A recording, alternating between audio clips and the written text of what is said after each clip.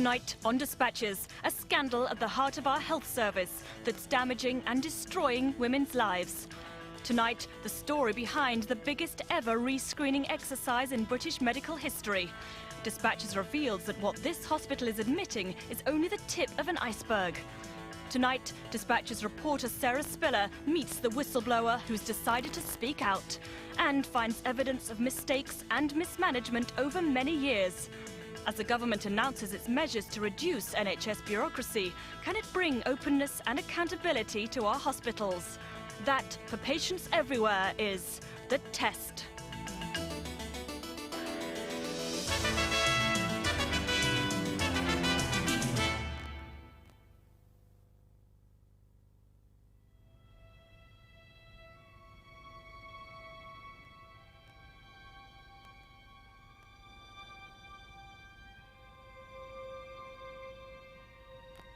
I picked up the post, I think it was around February, and there was a letter addressed to my wife. I opened it up, it was from Kent and Canterbury Hospital. And it said they'd like her to come for another smear because they believe there might be something wrong with the other smears that she'd had.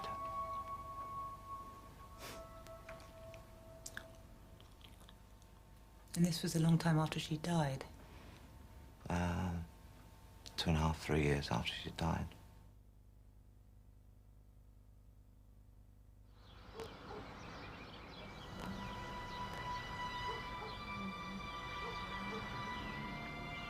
Canterbury Hospital in Kent. Last year, they sent over 91,000 women's smear tests to be rechecked. The official line from the Trust Chief Executive: mistakes were made. He's sorry for what happened. We've involved a large number of women in a very major rescreening exercise, which under normal circumstances we would not have wanted to undertake. We have apologised on many occasions, and I'm perfectly willing and indeed anxious to repeat that apology now. The scale of the rescreening operation here was unprecedented. But tonight, a Dispatches investigation can reveal what amounts to a medical scandal. 3 months ago, the Hospital Trust here in Canterbury produced a report which claimed to reveal what had led up to the rescreening and offer lessons for the future. But what we've uncovered here is a story about a hospital that's hidden the full truth. A story that goes to the heart of our National Health Service, what it's become, and what we've come to expect.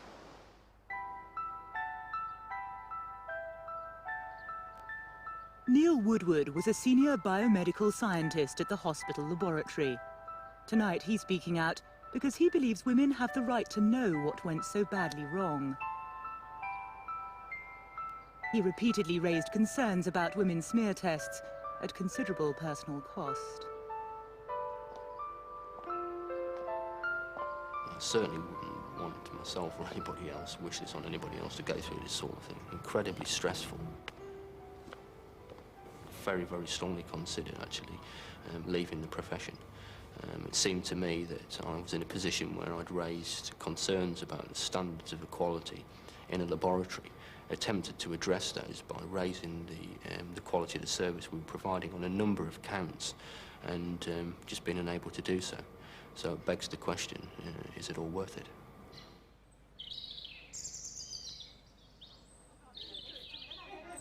A few miles from the hospital on a Canterbury estate, women meet to share their outrage and disbelief at a cancer scare that's touched thousands of lives. The stories they tell of threats to their health. And he said, well, he didn't say sorry, he said, imagine you've just emulsioned your ceiling and you miss a patch. Someone else coming in the room wouldn't notice it, would they? And I said, no, but that wouldn't harm anyone's health. You could leave that for years. Well, think of it like that, and that was it. So I actually went ahead with a pregnancy and had a child while I'd got moderately abnormal cervical cells. I'm terrified of making my insides more dirty than what they already, because that's how I feel. Yeah, I feel dirty.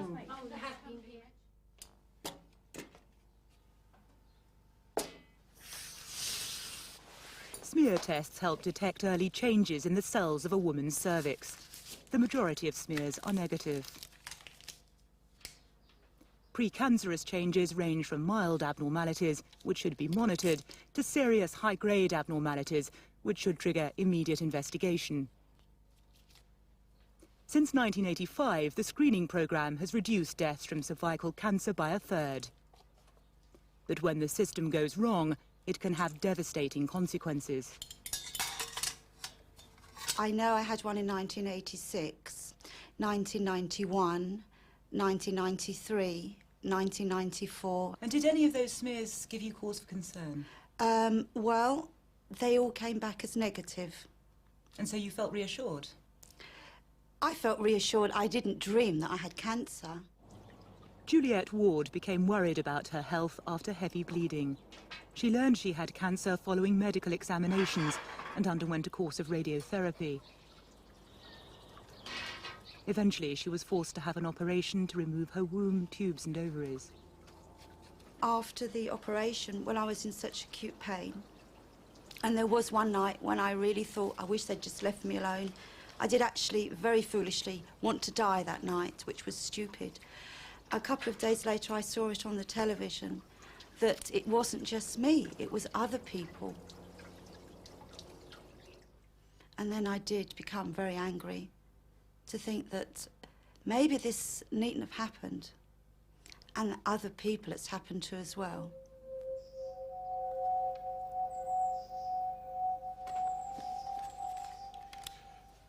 This is the 1986 smear on Juliet Ward.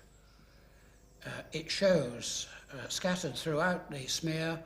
We sought the advice of a leading expert, an emeritus professor at Nottingham University. Epithelial neoplasia. Professor Cotton has reviewed Juliet's smear tests as part of a legal action against the Canterbury Trust. With a view to further investigation. The 1986 slide is markedly abnormal and should have been reported in such a way at that time that she should have been referred for gynecological investigation. And that is 9 years before the diagnosis was made. In that period of time, the disease has advanced to be life-threatening, and she has a restricted prognosis and has had to have very severe radical treatment in order to protect her life as far as is possible. Professor Cotton has examined the slides of other women too, and what he's discovered raises serious questions about the hospital trust's response to this scandal. The errors were compounded often. I mean, as many as 5 successive smears in some cases had obvious abnormalities which were not reported. And it was only on rescreening that was instituted latterly that elsewhere people found that the abnormalities were present. Is this common? Hopefully not. I'm afraid it was rather common in the cases that I've seen.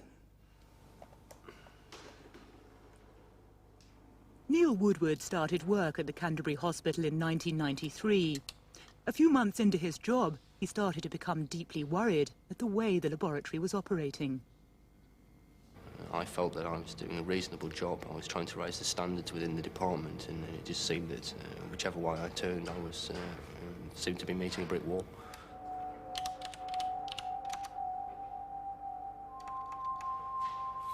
In a model laboratory like this one in Liverpool, checks are in place to try to minimise the possibility of errors.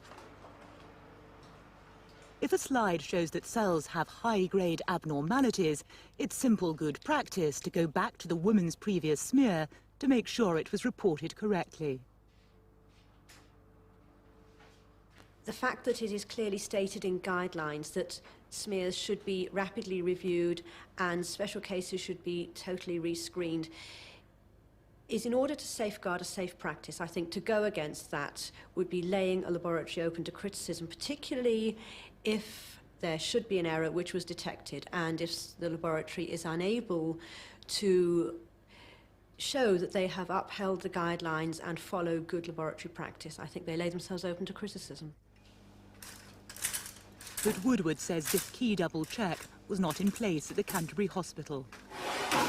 I was never actually asked to review any of the previous negative slides from patients subsequently presenting with a potential high-grade abnormal smear.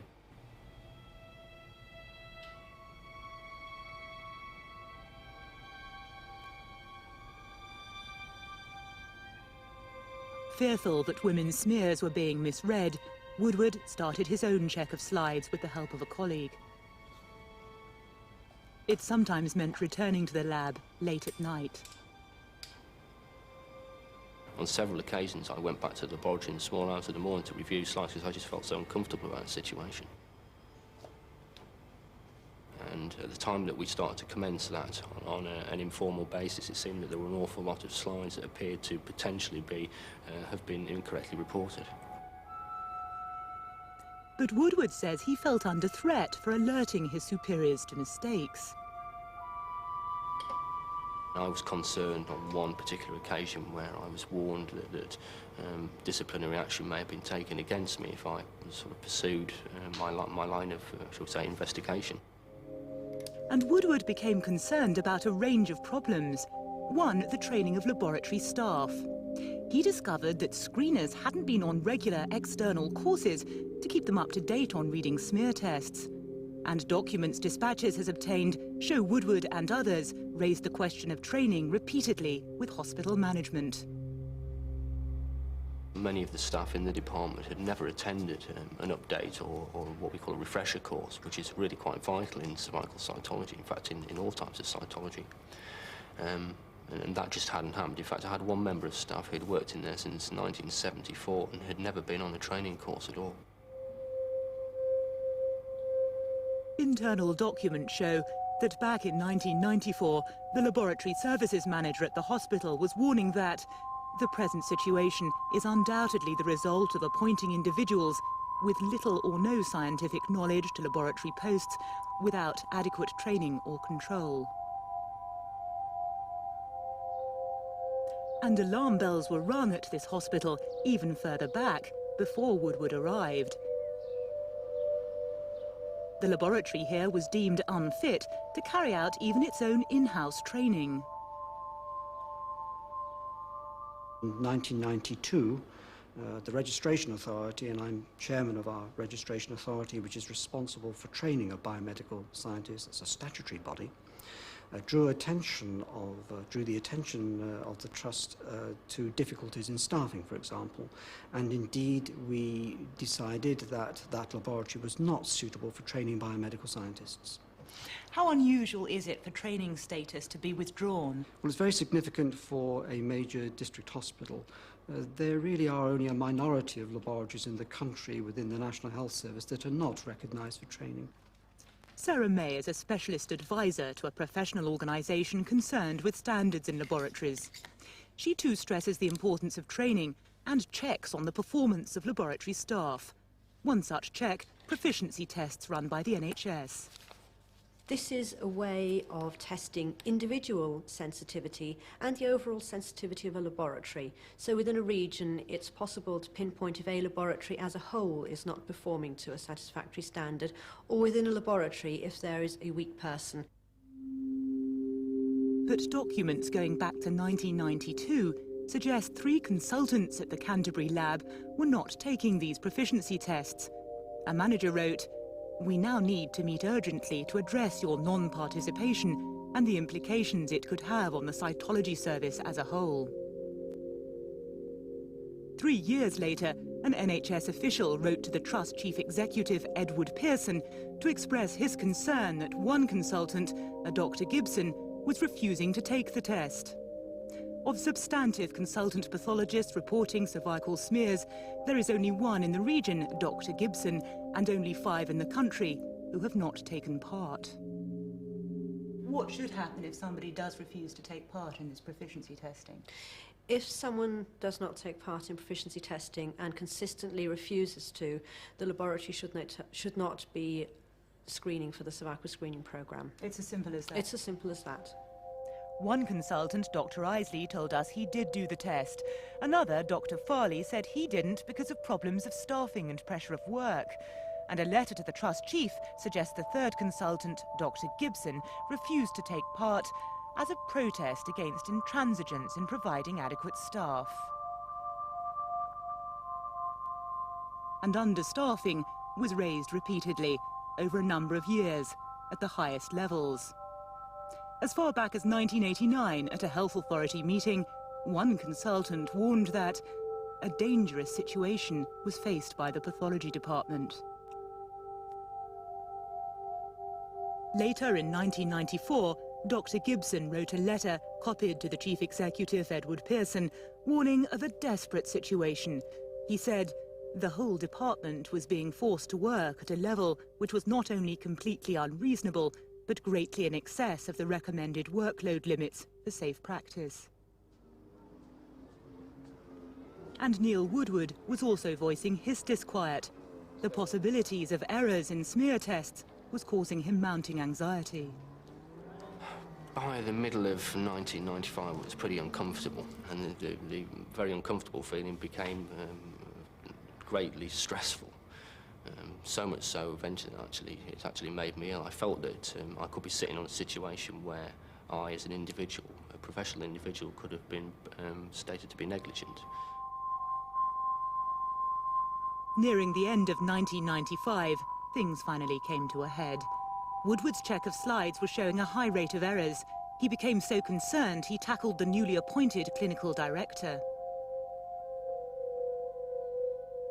In November 1995, the director wrote a confidential letter to the trust chief, quoting Woodward's check on slides. He wrote, of 246 slides reviewed in this way, 75% had shown evidence of a reportable abnormality, although they were previously reported as negative.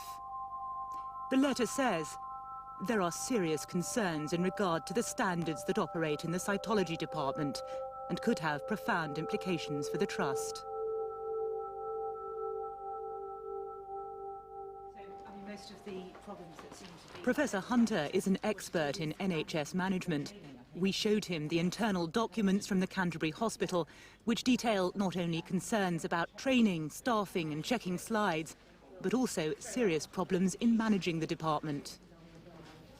From what I've seen of the documentation, it would seem to be an organisation, certainly in this area of cervical cytology, where they've got tremendous managerial weaknesses that have gone on for years unaddressed. And that has to be a problem for the whole organisation, not simply that department or that clinical area, but the whole organisation that has failed to really address that in the manner in which a competent, well-managed organisation would do. Edward Pearson became general manager of this Canterbury Hospital in 1986, chief executive of the trust in 1993. The charge that he failed to act on warnings going back many years, starting with concerns about understaffing. I think that the issue about the staffing levels is always going to be a situation where decisions have to be made at a particular point in time about the relative priority of decisions and the investments that have to be made. But women's health is at stake here. You're chief executive of this trust. You failed to act on staffing, didn't you? I repeat, decisions have always got to be made about the relative priority of staffing demands. The resources that are available to the health service will never be adequate to meet every requirement throughout the history of the NHS. You presided over a period where you lost your training status, there was serious understaffing problems, there was no quality controls, and you failed to act on all this. Well, I don't accept that, I'm afraid. Well, what did you do? I've told you... You were written to repeatedly, and you did nothing. No, I don't accept that. I've told you that we did take action. We sent away samples to external laboratories so that we could verify what was going on. The main rescreening operation got underway here in February 1996. The Trust also launched an investigation into what had gone wrong. Hospital staff were questioned at length. Hundreds of pages of evidence were gathered. Other rescreening operations in Britain have led to detailed reports. This one, for example, from 1993. It's 80 pages long. It names names, produces tables of statistics. The Canterbury Trust dealt with the largest rescreening operation ever in just 9 pages, and a report more remarkable for what it doesn't say than what it does. The only admissions that there were problems with understaffing and management merit but a sentence each. The Trust fails to reveal alarm over training, over checks on slides, and suggests that concerns were only expressed in February of last year about the accuracy of smear readings. So how many of the issues you raised in your own submission were covered in the subsequent report? I can't see that there are any of them actually been addressed in there at all. Again, I think that's very disappointing. I'm somewhat amazed that they've been allowed to go this far without having a proper inquiry that seemed to be objective and independent and seems to be tackling the issues quite openly, as opposed to allowing the Trust themselves to be almost judge and jury of their own fate. I don't think the Trust did investigate itself. It took advice from a range of opinion. It has, of course, a responsibility in running the service here to look at that service and to come to conclusions not only based on its own observations but supported by those of external experts in the field, which is what it's done. But the medical scandal here in Kent has a growing human cost. This father of 2 doesn't want to be identified because he wants to protect his daughters from further pain following his wife's death. But his story and others reveals women's health was put at risk over many years.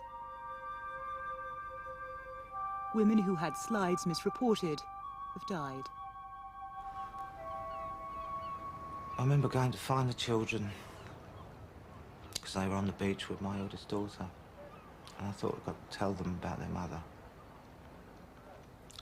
She's not going to live.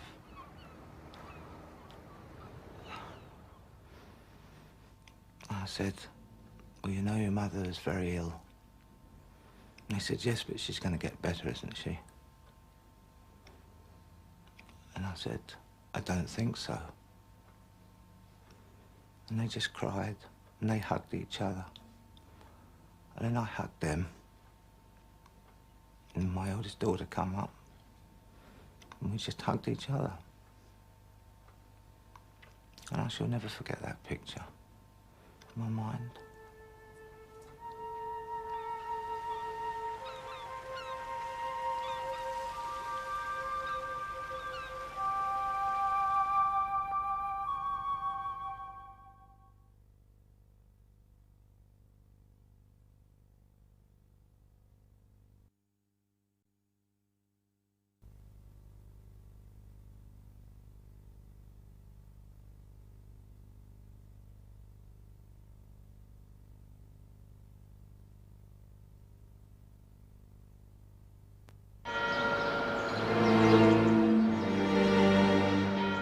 Here in Kent, over 5,000 women have been recalled for new smear tests. But there's mounting evidence that the hospital has seriously underestimated the scale of the errors here and the impact on women's health. The concern at this support group that slides were only checked dating from 1990 onwards. They said that they were going to rescreen all those from 1990 right through to 95, 96. And it's actually transpiring again that it's gone beyond 1990. It goes back as far as 87 and 1987 and possibly even further than that. Debbie Bright had routine smear tests back in 1989. They gave her the all clear. 2 years later, after the birth of her son Jamie, she went for another routine test. She was told she needed urgent treatment. He said that we had to have the hysterectomy straight away, which I wanted to hang on and see if we could have another child, and we were told no. It had to be done straight away. And what were your feelings about that? I felt very hurt and very upset. I just couldn't believe it because both my husband and I are only children, and we very much wanted a larger family. Had you planned for a larger family?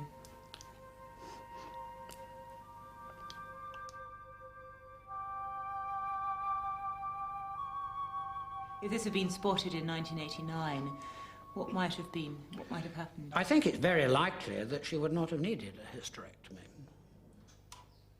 Debbie's 1989 slides were not part of the Trust's re-screening operation. One of my wife's slides that were, smears that were taken in January and July of 1989. With that in mind, they should be looking at, screening prior to 1990, as well they're saying currently in 1990 to 1995. It seems completely wrong. It's a complete and utter whitewash. Canterbury solicitor Sarah Harmon is acting on behalf of 47 women now suing the hospital trust. I'm going to take you through Professor Cotton's And she believes report. cases like that of Juliette Ward indicate many more women may be victims of misreporting than those the hospital trust have admitted. Clear indications from The main re-screening operation only looked at women's last negative smear. 5 of Juliette's slides were misreported. to the hospital trust. Because the treatment was left until 1995, that's affected your life expectancy and reduced it from 100% to 70%. And that will very much increase the chances of success of your case. A significant number of my clients have been clients who've identified themselves that they may have been affected by cervical smear misreporting. They haven't been part of the re-screening exercise because they've already been diagnosed as suffering from cervical illnesses prior to the re-screening. And so those women have been entirely left out. Helen Palmer only found out that her slides had been misreported in 1989 and 90 after seeking legal advice. What's that, Liam? Last year, she too was forced to have a hysterectomy at a hospital in nearby Margate. After the operation, she asked about her smear tests. I wanted to check whether mine would actually be reinvestigated, and I was told that it was academic and that, nothing, that was the end of the conversation. What did they mean it was academic? Well, I suppose they felt that, everything had been taken away and, there was no need for concern. 5 years ago, this father was told that his wife's condition could not have been picked up on smear tests she'd had in 1990 and 1991. She started bleeding heavily. The couple were told she needed major surgery.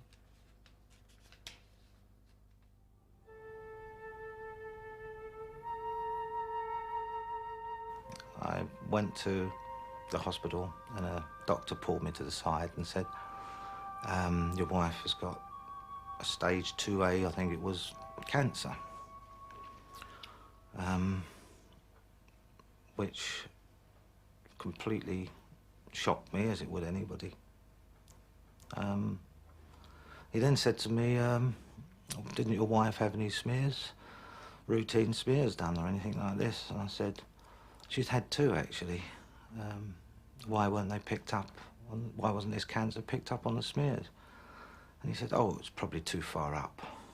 And virtually just walked away then. Professor Cotton says laboratory staff failed to report severe abnormalities in slides from 1991 and 1990. So if this slide had not been misreported, would she still be alive today? I think it's extremely likely because the outlook for stage 1 carcinoma is really quite good. You get 85 to 90% long-term survival. What do you make of that? How serious is that? I think that's very, very serious. I think that this woman has died as a result of the misreporting. She's died unnecessarily? Yes. I try not to put that in my mind because that's, well, it's disgusting. Not just for me, I mean, for them children who are going to miss their mother for the time they should have her. There are going to be circumstances in the best managed of cervical screening programmes where there are a given proportion of false negatives. It would clearly be a matter of concern if there is an emerging pattern with individual women, but clearly in relation to specific legal cases, it's not appropriate for me to discuss those. It's now thought that to date at least 7 women whose slides were misreported have suffered invasive cancer. At least 15 women have had hysterectomies. and at least 3 women have died. Canterbury solicitor Sarah Harman has studied the official version of events laid out in the Trust's February report. It suggested a figure of only 5 women who'd had hysterectomies. And the Trust has claimed there were no cases of invasive cancer. I can't imagine where that figure came from, because at the time that that figure was produced, which was in the February report, 5 hysterectomies were identified, and by that time I was acting for 15 women who'd had hysterectomies, and that's quite apart from the women who'd contracted cancer, and it was quite apart from the women who were going to have hysterectomies in the future, and of course there was no mention in the report about women who died.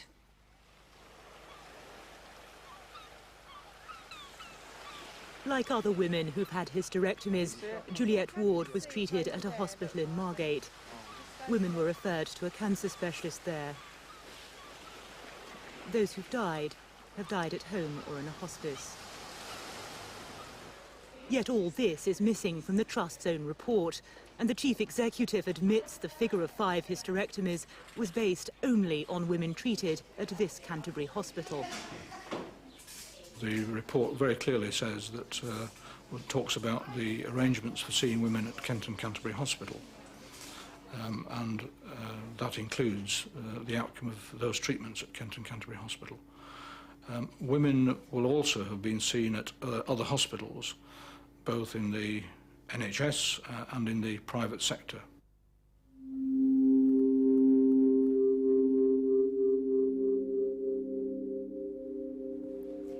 But there's further cause for concern about the claims the Trust makes in its 9-page report. 2 pages in, the Trust says that, in their words, the Canterbury laboratory was approaching the standards being achieved in other laboratories, providing a service of acceptable quality. Our research tells a different story. In late 1995, Neil Woodward was asked to check laboratory records. The statistics he examined were known as KC61 returns, figures sent to the Department of Health which show how many smears have been screened and what's been picked up. He discovered many discrepancies in these figures, and the Department of Health has confirmed that records they received from Canterbury from 1990 to 1993 were incomplete. Well, I think the KC61s are really, in the context of what we have done subsequently, not relevant. The relevant data is what's the outcome been of our rescreening programme, and that's indicated a performance which is not so far removed from the standards being achieved by laboratories who are recognised as centres of good practice. But we've undertaken a detailed examination of further figures contained in internal documents which challenge this claim. What our research indicates that from 1990 to early 1993, staff were actually missing double the number of high-grade abnormal smears than is acceptable practice, 3 in every 10 slides. Our findings have been confirmed by expert opinion and by biomedical scientist Neil Woodward. In fact, he thinks the error rate could have been even worse. To produce. The indication is that 1/3 to 1/2 of the high-grade abnormalities were not being interpreted. And how serious is that? Well, that's very serious, because half of the ladies concerned that you should have been identifying could potentially be still out in the community with a developing disease that we don't really know the time span of before it develops into something that becomes life-threatening. The Trust insists the error rate on smear tests was 2 in 10 slides, but in a flurry of correspondence over the last 3 weeks, they've failed to provide figures to justify this claim. The Canterbury Hospital no longer screens women's slides. But women here say their faith in smear tests can only be restored if they're sure everything possible is being done to minimise errors. This is not just about us. Yes, we're having a terrible time with these smears at the moment, but it's for the other ladies. You know, I've got 2 young daughters, and I want to be able to say to them in future, go and have a smear test. Dispatches has obtained documents listing the performance of laboratories in England. They detail reporting rates for smear tests. And the figures show that 35 labs, nearly 20%, are not finding the expected number of high-grade abnormalities in slides. We contacted the 18 labs with the lowest pickup rates. Most told us there were good reasons for their low rate and said it was not to do with the quality of the service they were providing. At 2 laboratories, St Andrews in London and St Cross in Rugby, immediate investigations were launched.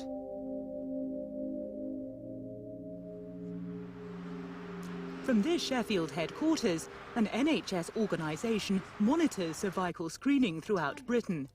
And 2 years ago, they published new standards.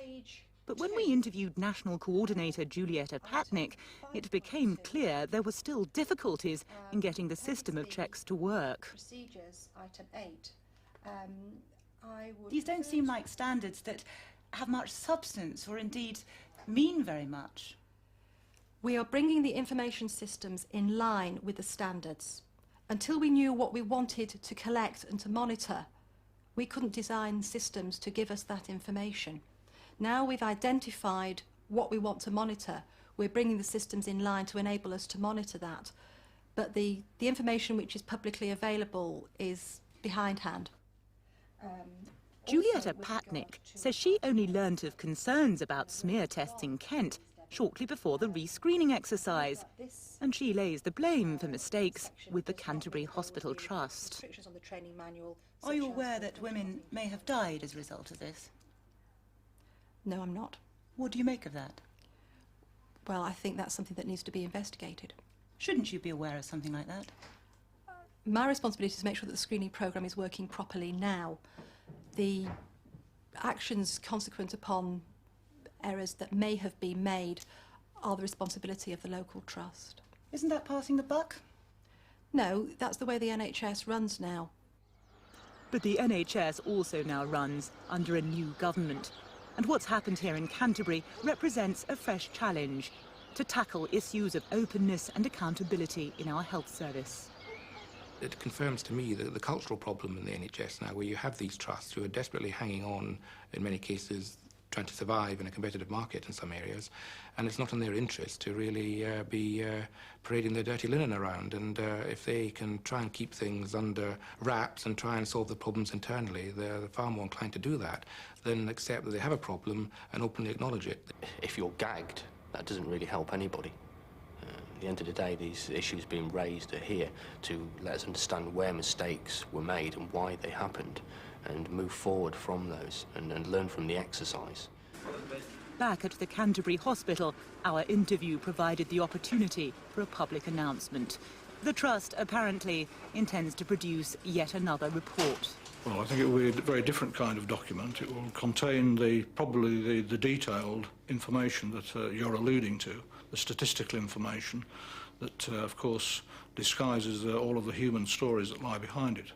But yes, it will be a public document. Women's health here in Canterbury has been put in jeopardy, and so too has their trust in the system. They now want an open public inquiry, so that finally women know the full truth of what happened and what it might mean for future generations. And so we just want to be told the truth. We want to find out the facts of what was going on. I feel that there should be a public inquiry into this. We have got to put the faith back into the rest of the women in this country that it is safe to go and have a cervical smear that will be diagnosed correctly. Thanks very much. She said to me when she was ill,